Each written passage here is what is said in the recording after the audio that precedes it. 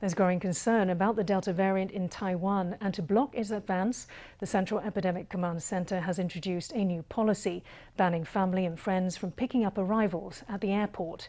Incoming travellers who need transport can now only take government-authorized vehicles, such as quarantine buses or taxis. Outside the airport's arrivals hall, returning travelers are seen dragging their luggage to the taxi queue. Besides taxis, no other vehicles are in sight. On Sunday, the CECC prohibited airport pickups by family and friends. Violators can be fined up to 150,000 NT. There are three options for travelers who need a ride. The first is to take a quarantine taxi to a quarantine hotel. The second is to take a quarantine leased car. This mode of transport mainly services the central and southern regions. The third is to take a quarantine bus.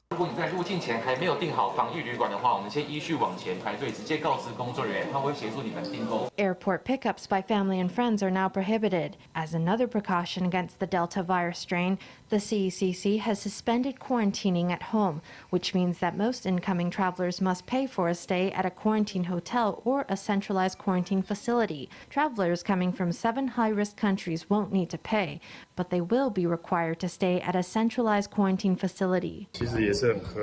Actually, the policy is very reasonable. It would be a great deal of trouble if the virus got in. It's very good. It's best to isolate everyone. The airport should establish a rapid PCR detection mechanism. Now that Taiwan has finalized the policy for 14 days of high-intensity quarantine, the airport needs to follow up with the required arrangements.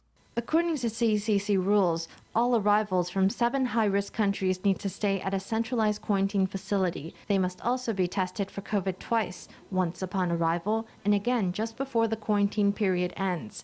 Arrivals from all other countries will receive a PCR test once, near the end of the quarantine period. On Monday, Taoyuan Mayor Cheng Wen-tsan said the Taoyuan airport should acquire capabilities for rapid PCR testing to carry out border control accurately and efficiently.